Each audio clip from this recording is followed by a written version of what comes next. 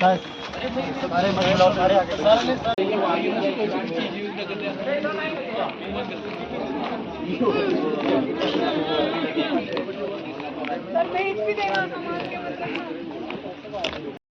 पे अपनी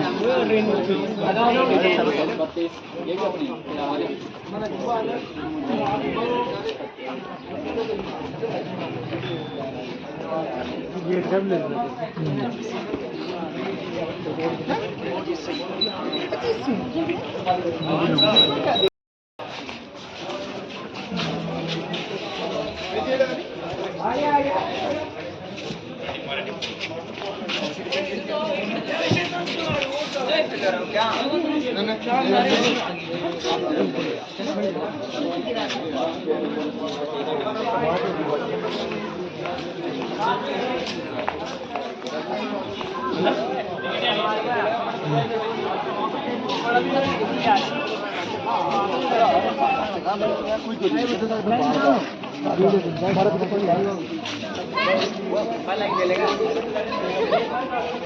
आजा, कोई दिक्कत नहीं है, पर्सनल वीडियो नहीं है तो सबकी है।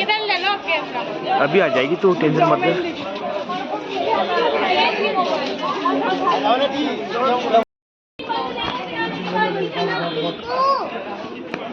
अंदर ले जाओ, अंदर साइड में मेरे देख ले, फोन थोड़ी चला।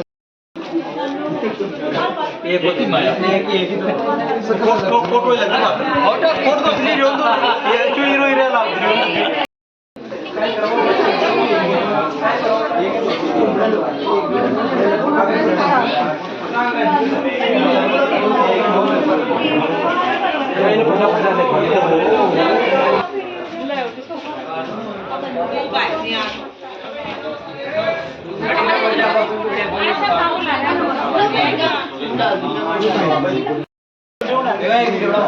हाँ चल चल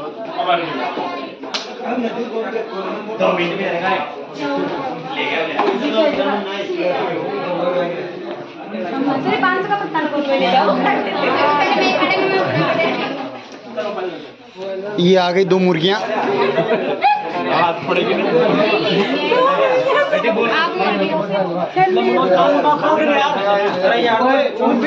50 हो पहले 50 ही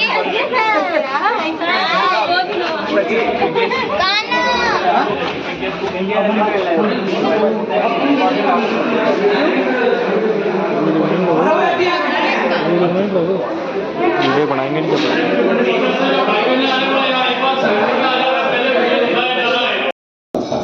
ये युद्ध केवल एक दिन का था, जो मेवाड़ के राजा महाराणा प्रताप एवं मुगल अकबर की सेना के मध्य हुआ था।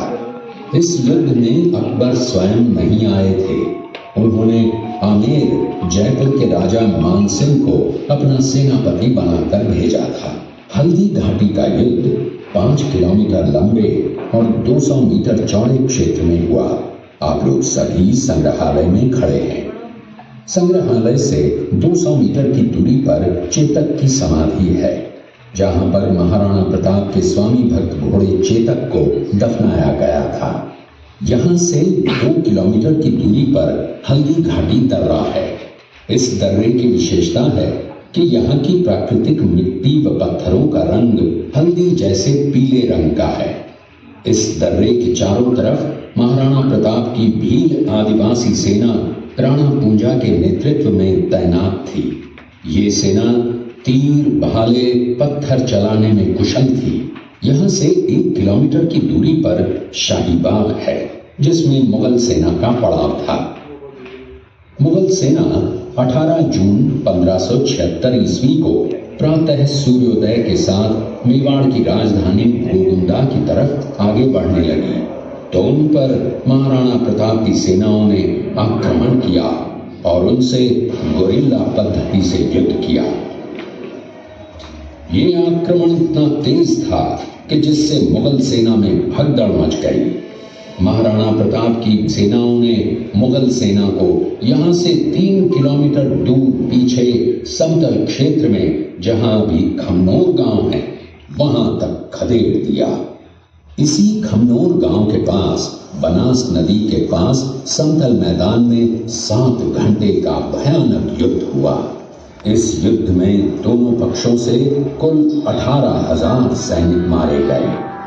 जब ये युद्ध समाप्त हुआ तो वहां पर मानसूनी बरसात हुई और वहां पर कटी हुई लाशें और खून ने पानी में मिलकर एक तलाई का रूप ले लिया। इतिहासकारों ने इस तलाई को रक्त तलाई का नाम दिया। इस युद्ध में ग्वालियर का एक पूरा राज परिवार, जिसमें राजा रामशाह तंवर और उनके दोनों पुत्र थे, शहीद हो गया। यहीं पर एक बगीचा बनाया हुआ है और जो इस युद्ध में शहीद हुए थे उनके स्मारक इसी बाग में बने हुए हैं। इस लड़ाई की विस्तृत जानकारी आपको एक फिल्म के द्वारा दी जाएगी। आप जब इस कक्ष में सब कुछ देख चुके होंगे तब ये फिल्म और लाइव साउंड शो शुरू होंगे। तब तक के लिए धन्यवाद।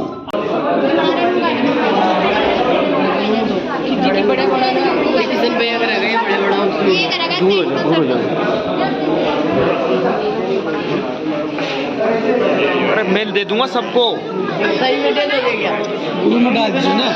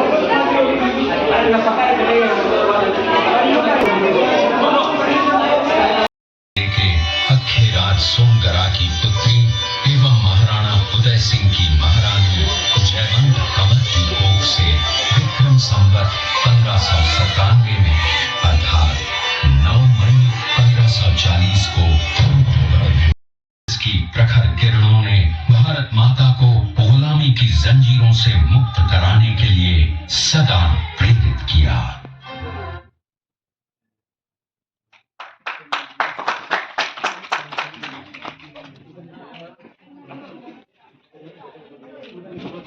आप सभी मेहमान आगे की तरफ और प्लीज उल्टा समय अपने सीटों पर चेक कर ले। मोबाइल पर्स वगैरह कोई भी चीज मेरे लिए गिफ्ट ना रखें।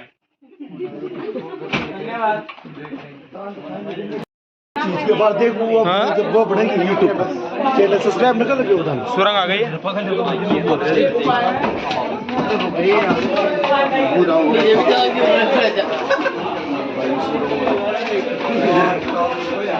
रात होगी क्या? सीरियसली कितनी बजी है? 5:45 हुई है। किसने हो गया के बाद महाराणा प्रताप अपनी प्रतिज्ञा का पालन करने के लिए वनवासी जीवन ग्रहण कर गए। उनके पास पर्याप्त संपत्ति नहीं थी तो उनके वित्त मंत्री भामाशाह ने अपनी सारी सुख सुविधा को छोड़कर अपने राजा को स्वयं का धन 25 लाख रुपए व राजकोष में 20,000 अशर्फियान देश के लिए अर्पित की, जिससे महाराणा प्रताप ने 12 वर्षों तक अपनी सेना को संगठित किया, सैन्य शक्ति को बढ़ाया और मेवाड़ मातृभूमि को आजाद करवाया। कृपया अब आप सब आगे की तरफ देखिए। कुंभलगढ़ किला है।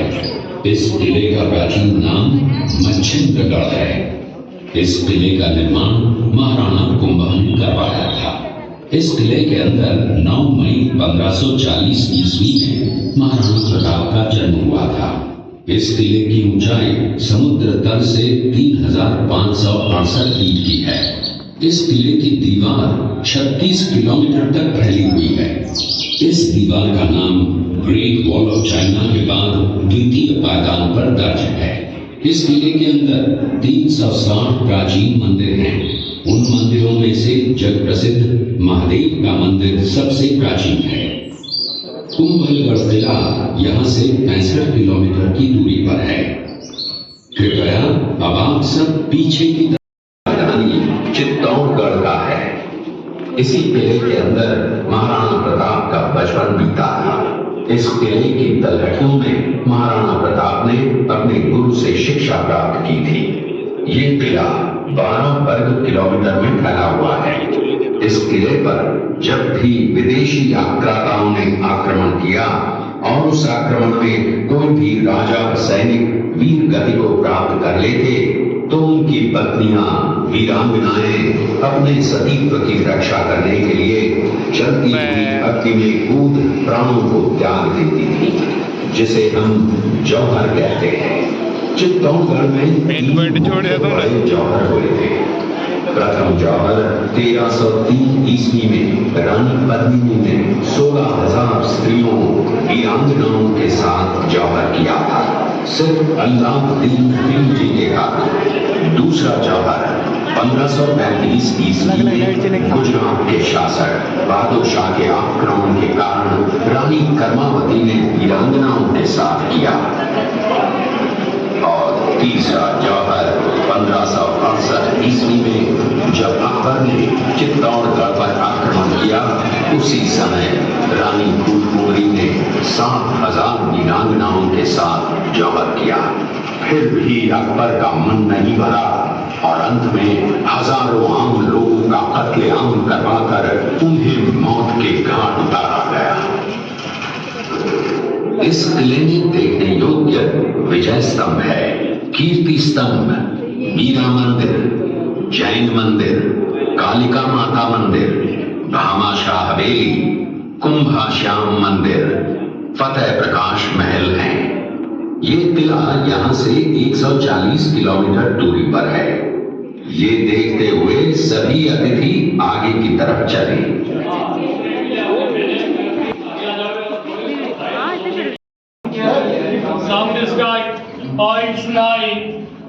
ये शेरपुर गांव का दृश्य है। अब्दुल रहीम खान खाना अजमेर का सूबेदार था। जब वो शेरपुर पहुंचा तब इसका पता कुंवर अमर सिंह को चला, जो महाराणा प्रताप के पुत्र थे। अमर सिंह ने शेरपुर छावनी पर अचानक आक्रमण कर दिया। उस आक्रमण में मुगल सेना में भगदड़ मच गई। मुगल सेना को अपनी छावनियों को छोड़कर भागना पड़ा। छावनियों के अंदर से लूटा हुआ माल व अब्दुल रहीम खान खाना, जिसकी बेगम आनी खान को बंदी बनाकर महाराणा प्रताप के सामने पेश किया गया। तब अमर सिंह पर महाराणा प्रताप क्रोधित हुए और कहा, जहां से इस नारी को बंदी बनाकर लाए हो, इसे पुनः ससम्मान लौटा कराओ। महाराणा प्रताप ने कहा, हमें नारी से कोई दुश्मनी नहीं है, हमें तो देश विद्रोहियों से दुश्मनी है, जिन्होंने चारों तरफ आतंक फैलाया है। महाराणा प्रताप के आदेश का पालन करते हुए कुंवर अमर सिंह ने उस आप लोगों ने चित्तौड़गढ़ का दृश्य देखा। उसी किले के अंदर की ये घटना है। मेवाड़ की एक ऐसी मां थी जिसने अपने पुत्र का बलिदान देकर राजवंश की रक्षा की थी। उस मां का नाम पन्नाधाय था। पन्नाधाय जाति से गुर्जर थी। वो एक राजकुमार की धाई मां थी। दूसरी तरफ हाथ में तलवार लिए खड़ा ये बनवीर सिंह एक दासी पुत्र है। ये कुंवर उदय सिंह की हत्या करके मेवाड़ की राजगद्दी प्राप्त करना चाहता था। एक रात्रि बनवीर सिंह को मौका मिला। वो राजकुमार उदय सिंह के बड़े भाई विक्रमादित्य सिंह की हत्या करके राजमहल की तरफ आगे बढ़ा। इसकी सूचना पन्नाधाय को लग गई। कुछ समय तक पन्नाधाय चिंतित हुई। तभी पन्नाधाय ने अपने पुत्र चंदन को राजसी कपड़े पहनाकर पलंग पर सुला दिया और उदय सिंह को एक टोकरी के अंदर छिपाकर पत्तों से ढक के महल के बाहर निकालकर गुप्त रास्ते से कुंभलगढ़ भेज दिया। बनवीर सिंह जब तलवार लेकर राजकक्ष में आया तो उसने पन्नाधाय से कड़क आवाज में उदय सिंह के लिए पूछा तो पन्नाधाय ने चंदन की तरफ इशारा किया। बनवीर ने चंदन को उदय सिंह समझकर चंदन की हत्या कर दी और ये समझने लगा कि मैंने राजकुंवर उदय सिंह को मार दिया। वही राजकुमार बड़े होकर राजा बने और अपने नाम का उदयपुर नगर बसाया जो यहाँ से 40 किलोमीटर दूर है। और उन्हीं के पुत्र महाराणा प्रताप हुए जिन्होंने हल्दी घाटी का युद्ध लड़ा और आज हम लोग उनका इतिहास यहाँ पर देख रहे हैं। मुगल सेना में थे, बाद में वो महाराणा प्रताप की तरफ आए, माफी मांगी और अपना घोड़ा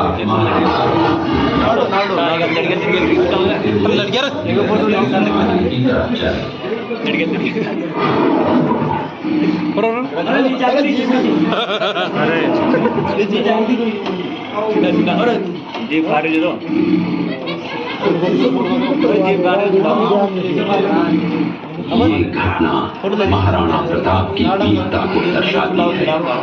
एक समय नरभक्षी बाघ का आतंक छाया हुआ था। महाराणा प्रताप ने उस बाघ का शिकार कर उस बाघ को देखिए, महाराणा प्रताप अपनी प्रतिज्ञा का पालन करते हुए महाराणा प्रताप ने प्रतिज्ञा की थी कि जब तक अपनी मातृभूमि को शत्रुओं से मुक्त नहीं करा लेता तब तक न तो मैं महलों में रहूंगा, न किसी धातु के पात्र में भोजन करूंगा, न किसी गद्दी के बिछौने।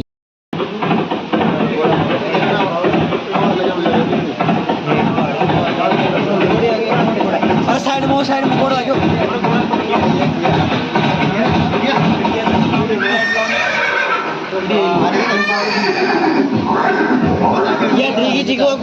दृश्य महाराणा प्रताप और सुविख्यात स्वामी भक्त घोड़े चेतक के अंतिम मिलन का है। हल्दी घाटी नरेंद्र, नीचे पानी भी है। घोड़े ने 22 मोबाइल कूद जाएगा तेरा। साथी नाले को पार किया। ये उसी समय का दृश्य है। पास में खड़े महाराणा प्रताप के छोटे भाई शक्ति सिंह हैं, जो पहले मुगल सेना में थे, बाद में वो महाराणा प्रताप की तरफ आए, माफी मांगी और अपना घोड़ा महाराणा प्रताप को दिया।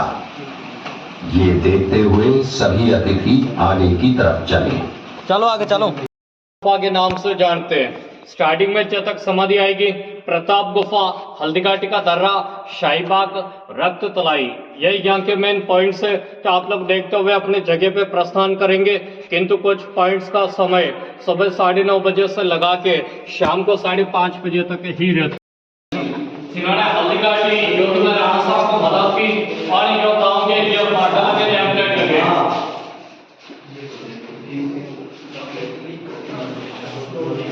भाई आप सभी मेहमान यहाँ पर आए, शांति से गाइड सुनी और इस म्यूजियम की गरिमाएं को बनाए रखा। उसके लिए यह म्यूजियम परिवार और गाइड परिवार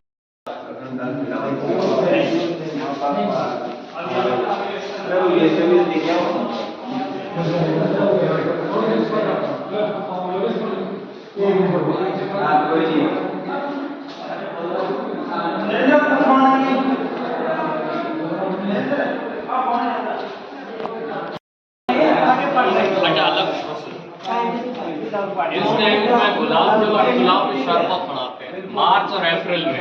रातों में, मिठाई में, मेकअप में, पूजा में काम आता है। जामुन का अर्क बनता है डायबिटीज वालों के लिए।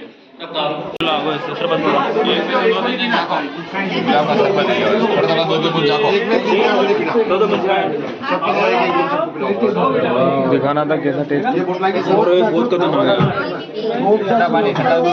गुलाब थोड़ा जाको 2 में 3 जाने मैंने बोला 10% इसको मिलाओ, 9% पानी है, दूध दोनों में चलता है। दूध में बनाओ बढ़िया मिल्क बनता है।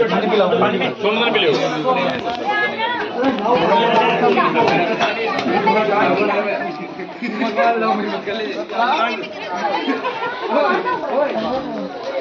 हाँ तो गांव में कचा लीजिए हम तो। मछली का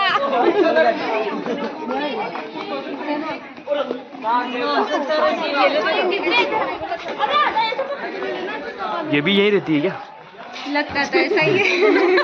ओए, रुक जाओ, फोटो ना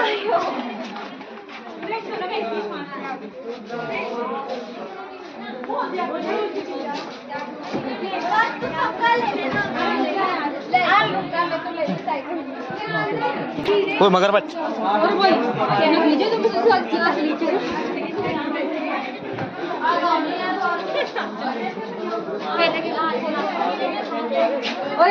दिखा अंदर देखो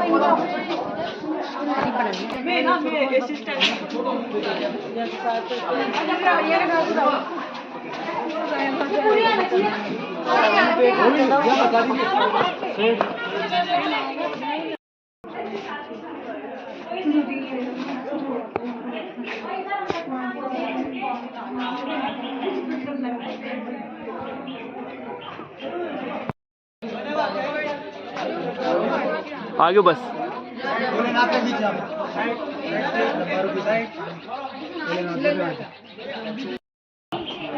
नबी दान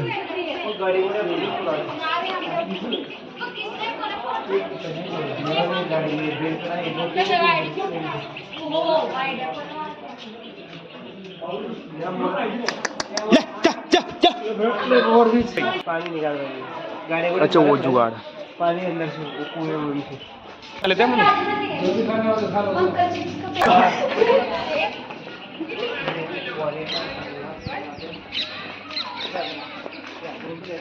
और ये क्या हुआ जंगल में आ गए इधर? अरे निकलो जल्दी निकलो।